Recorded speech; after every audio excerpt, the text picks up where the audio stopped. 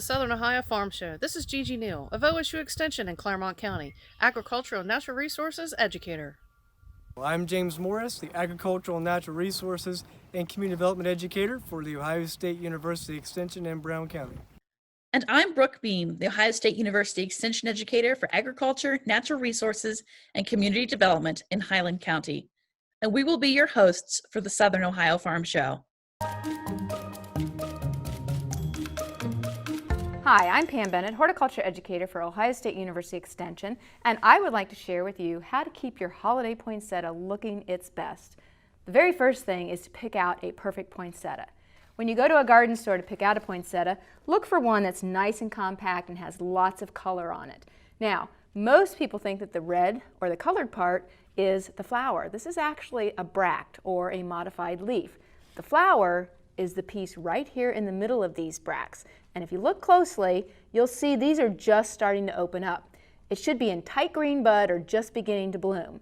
If you look at a flower and there's no buds at all and there's just little tiny stubs, that means the bloom is complete, it's finished, and it won't last much longer in your home. So look for one that's nice and healthy, the bracts are nice and clean, and it has lots of good flowers just getting ready to open.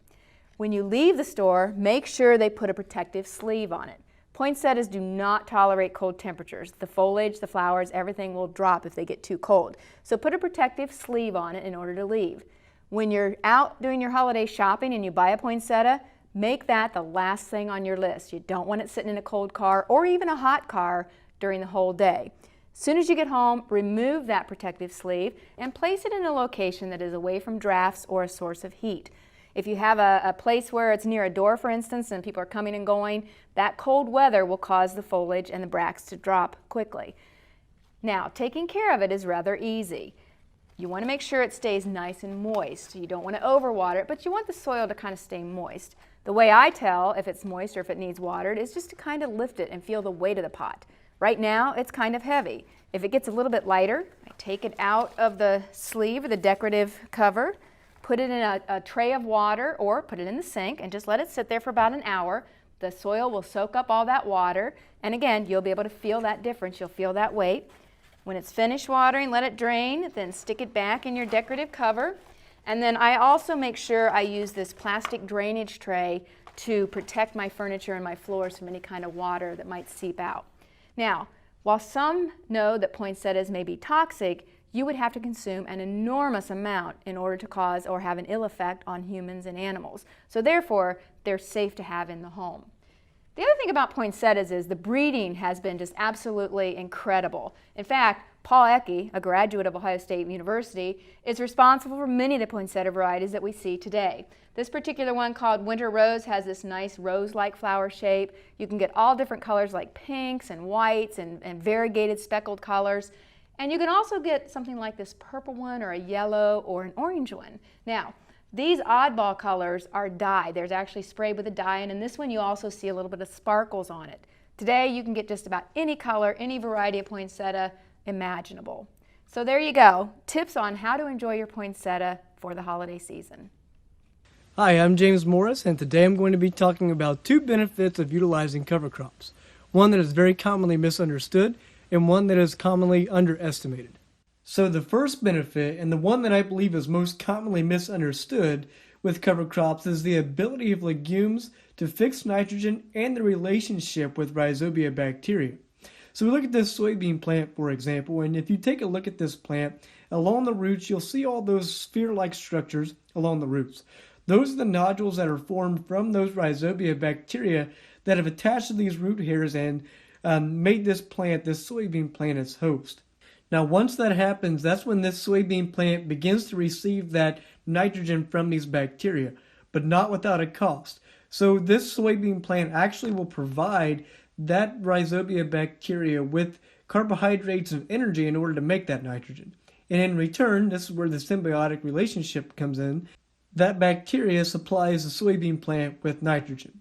Now, it's often thought that legumes are considered lazy, but I like to think that they're very intelligent, because if fertilizer is applied for free, then of course they're going to use that because it requires less energy than it would if they had to supply the rhizobia bacteria the energy to make it. But what's often misunderstood is what happens to that nitrogen once it's fixed. So we look at soybeans that we saw can average about 100 pounds of nitrogen fixed per acre per year. And in comparison, crimson clover can average about 80 pounds of nitrogen fixed per acre per year. So often we think that these plants growing next to these legumes are going to receive that 80 to 100 pounds of nitrogen per acre. Actually, that's not the case. Most of the nitrogen that is being fixed is being returned right back into the plant that's fixing it. So where we get the direct benefit from is actually that plant that's going to be returned back to the soil, and those plant parts that's containing that fixed nitrogen is being incorporated back into the soil where it can decompose. Now, not 100% of that nutrient will be returned back, but more so than if we would compare, for example, a soybean crop.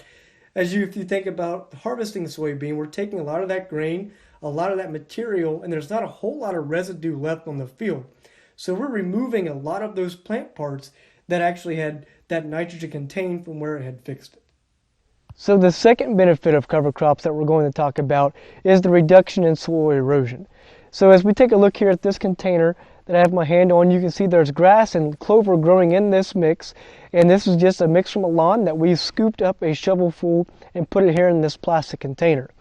Now, as you can tell, as this would rain, we're going to slow down those rainfall droplets to reduce the amount of splashing that's occurring and slow down the speed of those raindrops hitting the soil surface. But also, we're going to allow that rain and that water work its way down through the soil profile instead of running across the top, which is what we expect will occur in just a bare soil. So let's take, for example, at the end of the year, we take off our soybeans and our corn. We don't have a whole lot of residue typically left over if we're not planting anything back. Now you can see there's a few weeds growing in this soil, which again was used, the same type of soil that was used out of my lawn, and it actually has some roots growing in it. There was grass growing in it, same as crops would be, but this is an area that had died off throughout the summer. So we're going to compare a rainfall event on the bare soil versus a living cover soil. So now we'll just simulate a rainfall here, and we're just using a watering can that would pretty much simulate a rainfall. So as we dump water into this, you can see there's nothing running down this tube just yet, which will just kind of, in this case, imagine that this is our ditch, right? So we're getting rainfall in the field, but we're not seeing much of an effect going down through the ditch yet. Now you can see that water beginning to run down through the field, a little muddy. But as we come over here to the bare soil, we water this one, and almost immediately you'll start to see water run out of it much quicker than you would with the grass-covered soil. And hopefully you'll be able to tell a very large difference in the amount of dirt and soil that is being washed into the streams.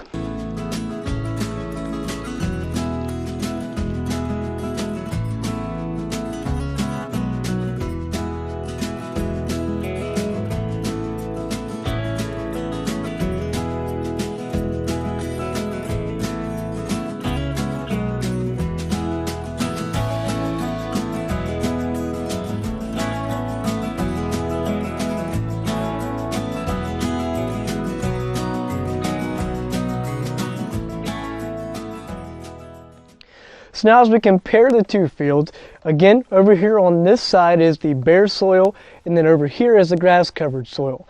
So if we take a look at the two containers here, so let's say this is a body of water that this ditch is running into, we can take a look here and you can see how much more sediment is in this container compared to the soil. We still have some murky water, but we don't see as much sediment actually floating around in the bottom of that. So on this side, you can take a look, you can see a lot of the mud, but there's a lot of sediment in there as well. You can see a lot of that sediment. As compared to this container here, we have murky water, but less soil particles that actually washed off into the field. So thanks for watching, and hopefully this helps demonstrate how some of these benefits actually work. We talk a lot about these benefits, but a lot of times until we can actually see a comparison, and I know this is very small scale, but sometimes until we see that comparison side by side, it's really hard to imagine that in our heads on just how much these benefits will actually help. So again, hopefully this helps you understand how these work and how they can benefit your farm. Next, we visit with the Fairfield FFA, where we learn more about a unique project that they have implemented this past year by planting a 5-acre soybean plot. Tell us about what is unique about this project that you did with your students. Are there other FFA chapters doing similar things? There are other FFA chapters that do similar things. I feel like we're one of the few here close by locally that has the kids actually out able to be on the equipment and doing some studies in the fields, that kind of stuff. I know some others have those, but they're more vocationally driven, like a career center or something like that, as opposed to an actual high school that's out doing it. I know some other schools have plots, but not as many students are able to be involved in it. So we received 5 acres from the school board. They set 5 acres aside up here at the school that used to be an old soccer field and some old set aside ground. And we were able to go in and plant a bean plot that we could use with our students to practice calculating yield, see harvesting equipment. You know, most of the students that have been interviewed today do not physically live on a farm. You know, they're not around combines and tractors and stuff on a regular basis. You know, they were thrilled to death when they got to go out that day when we harvested and ride in a combine and see how it all worked. So it's providing a lot of opportunities that these students may not otherwise get through our program. And along with that, you know, most of the kids that we have in our program aren't even, I guess, what you would say farm kids anymore. They don't live on a farm. Some of them have agricultural experiences, but physically living on the farm and operating, helping with its daily operation doesn't necessarily happen. They may work for a farmer and help out some here and there, or have some chickens in the backyard. But a lot of our students actually live in towns or little subdivisions where they don't have a lot of hands-on experience. As this whole process, what do you think that the take-home message was for your class as a whole? The take-home one is the amount of work that goes into it. You know, we've been out there on a weekly basis checking beans, you know, estimating what yield would be while the beans were still growing, with a crop insurance agent, to doing the math on the other side of the combine, calculating what our actual yield was, how much money we would receive, to the point of going out a couple days after the combine went through and seeing how many beans were left on the ground behind, and say, okay, if the combine had actually got every bean, this is what we have, but we lost this much due to shatter, or it got knocked down, or the moisture was low, so they actually blew out the back of the combine, and calculating how many bushel per acre we lost on the other side. It's just a great way to give these kids more experiences to learn that they may not otherwise get. What did you learn throughout this whole process? We've learned like how to calculate yield. We've studied moisture. I've learned a lot about harvesting and stuff. Like I don't live on a farm or anything. This has just helped me get to know like more stuff about harvesting and things about fields. Kind of funny that the fact that it takes so long just to do. Like we only had 5 acres, but it wasn't, you know, just real quick and easy.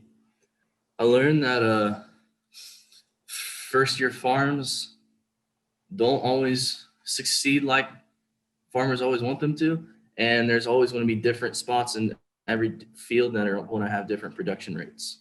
So seeing as you have an agricultural background and some of your other classmates have not, what do you think that, you know, this is probably the first experience that they've had in agriculture, and how do you think that benefits folks that have both an ag background and those who do not? I think it shows them more of what goes on instead of just seeing the equipment out in the field and seeing a planter go through and then pops up and get through and harvest. I think it kind of showed them of what with the seed, what happens, what you have to do to prepare for the seed, and then what you have to do to basically raise the seed up to a crop that you can harvest and get money from. I'd like to thank the farmers that helped us do it, and just it was a fun experience. Well, the whole process has been, we've had a lot of sponsors involved to make it happen. And fortunately to no major expenses to the kids or the program. We had some wonderful folks at Pioneer that are here local, Jason Davis, Troy Beckman, or not Troy Beckman, Troy Putnam, that jumped in from Pioneer and got seed donated for us. Troy came out later and worked with the kids and talked to them about their specific variety of bean as far as the enlist beans and moisture in the field and the factors that really go into raising a crop. We had to get a parking lot built actually off the side, so we had some place to pull in off 771. So we had people like Dusty Frost and Jason Beckman that come in and got gravel laid and culverts in across the ditch. Had to work with ODOT to actually get a permit to put the culvert in the ground. Davis Farms, Ken Davis and Evan Davis had a pan that they come out and actually scrape the topsoil off where we needed the parking lot. We had local farmers that brought post drivers in so we could put a barrier around so they didn't drive out on the Little League soccer fields that were next to it. Numerous people, Nutrient Ag Services out of Sabino with Tyler Campbell had come and sprayed and fertilized. Jimmy Craycraft was very instrumental in helping with getting the beans planted and as a school board member, getting the whole project rolling. Hatton Farms with Fred Hatton come out and helped us harvest. So the community as a whole has really come and stepped up behind this project. And I hate to start, I really shouldn't have started listing names because I probably ended up forgetting someone, but the community has really come together. The administration of the school has really come together to support this project and make it happen. That's wonderful that you had the support of the community to really make this thrive for the students, because it's a great experience for them to learn. Absolutely. Is there a plan to continue this for the future? Yes, we are planning to do this every year. We like to do some crop rotation, and they are planting cover crop, or they have already planted a cover crop this year. So they are ready just to continue every year and see how things go and see how much profit we can make off of this.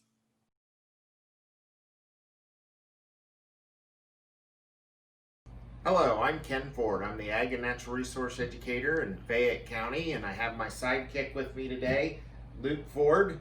And Luke, could you tell us a little bit about yourself? So, as you said, my name is Luke. I go to Triad and I play sports, including wrestling and cross country in the summer.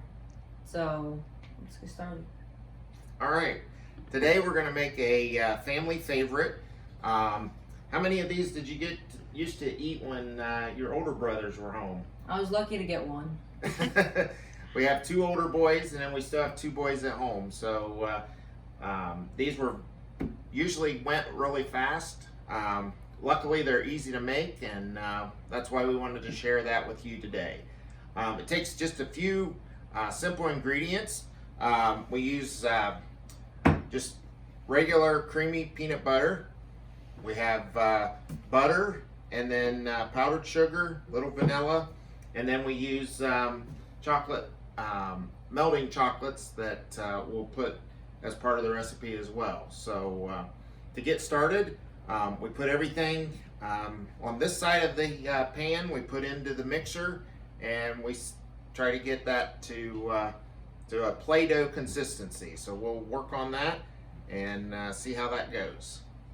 So to get started, we're going to put our first ingredient in, which is peanut butter. And this is just creamy peanut butter, and it takes the whole 16-ounce jar, so it's easy to measure it out. You don't have to do anything other than just get it in your bowl for your mixer.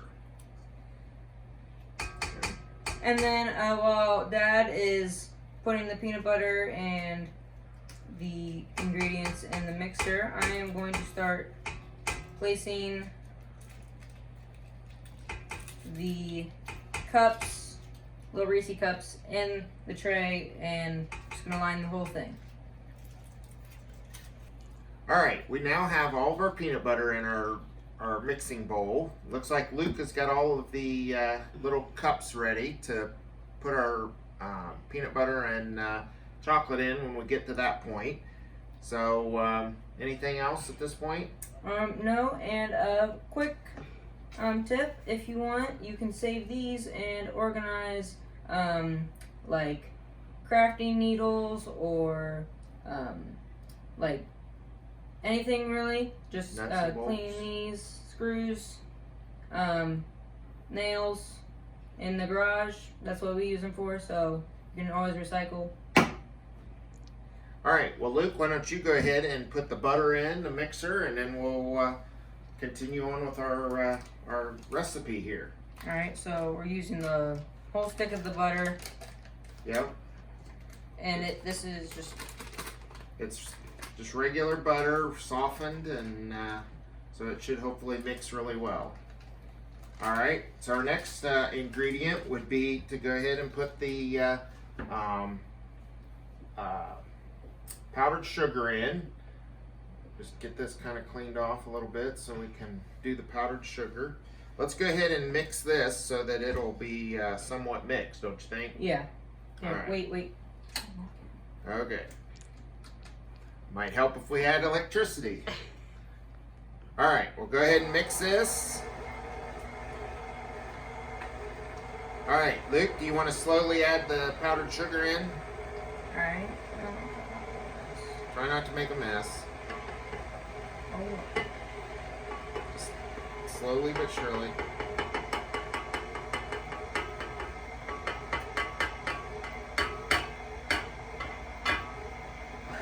Whoa. Whoa. All right. Just make sure you clean up before your wife gets home. All right, so we've now got our 2.5 cups of powdered sugar in. We've got our peanut butter in here and our butter. So it's got a pretty good consistency to it. Luke, let's go ahead and continue to mix, and can you add the vanilla in? Yeah. And we'll finish up our peanut butter mixture for the inside of our butter cups, peanut butter cups.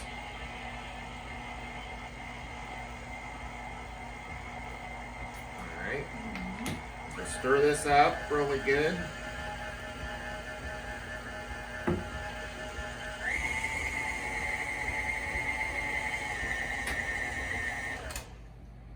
All right. We'll go ahead and we'll get this out of off the mixer.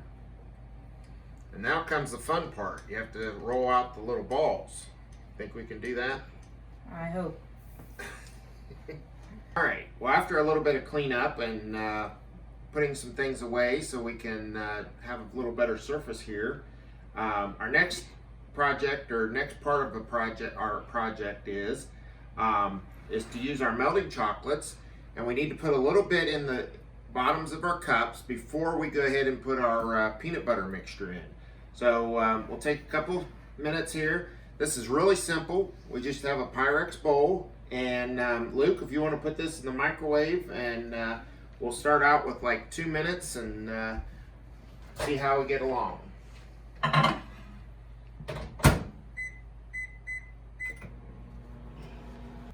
So after we've had it in there for almost a minute and a half, and we're just going to stir it up a little bit to kind of get it to as it starts to melt, and looks like we need to put it back in for a little bit more and see how we get along here. While Dad is finishing up melting the chocolate, I put the peanut butter mixture in the fridge while we are like cleaning and doing all that, so that it has some time to harden before we have to roll it later. Okay, we're now ready to put a little bit of chocolate in the bottom of each of our little cups. And this is a little trick that we found along the way that helps to do that a lot easier. We're going to put some of our chocolate in this little 99-cent squeeze bottle that you can buy at any local store that has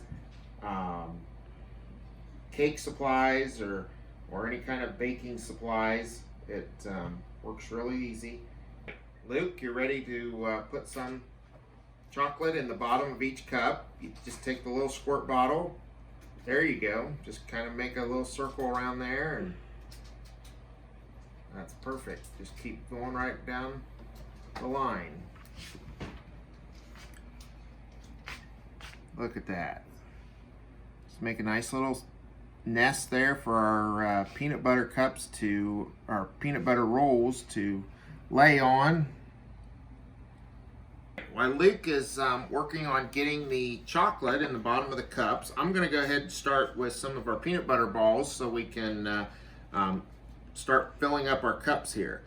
It's good to kind of use a little bit of powdered sugar to kind of put on your hands to keep the peanut butter from sticking. You just need almost about a half to 3/4 of a tablespoon of peanut butter, and you just roll it around. It's like we did as kids when you played with Play-Doh, and just make a little ball out of it. And then take your ball, and now it's still a little big.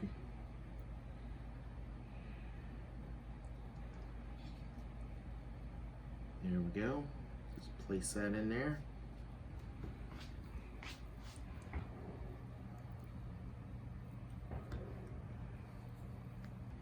All right, so as you can see, we've gotten all of our peanut butter balls made and put into our cups. And at this point now, Luke is going to continue to fill up the cups with our melted chocolate.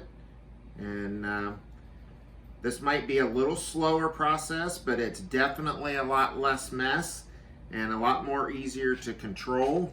And even if the chocolate starts to get a little hard, you can stick it in the microwave for a few seconds, and it'll melt just enough to continue on. But we really haven't had any problems with making this work. All right, so we've got a few of them done here, but we want to go back, and before it gets set up too tight, we want to just tap it. And we do have one here, for example, that looks like needs just a little bit more chocolate to kind of cover up our peanut butter ball. We got a little bit bigger one there. But for the most part, they look pretty good. Got any suggestions, Luke? Everything doing okay? Yeah. So we've finished our tray of peanut butter cups. We've tapped it a couple more times, made sure we got all the air bubbles out of it. This is just a very small tray. This recipe actually will make about 4 times this many peanut butter cups. Our family likes to do a little tray at a time because it's a lot less taxing, and everybody seems to do a little better job of paying attention to the details. So we put the peanut butter mixture in the refrigerator, and tomorrow evening or the next night we can pull it out and do a few more, and basically by the holiday season we'll probably go through 5 or 6 trays of these. So you got anything else, Luke? Not really. We would like to take this opportunity to wish you and your family a very Merry Christmas, and from the Ford family here, we hope that you have a Happy New Year. Wear your mask.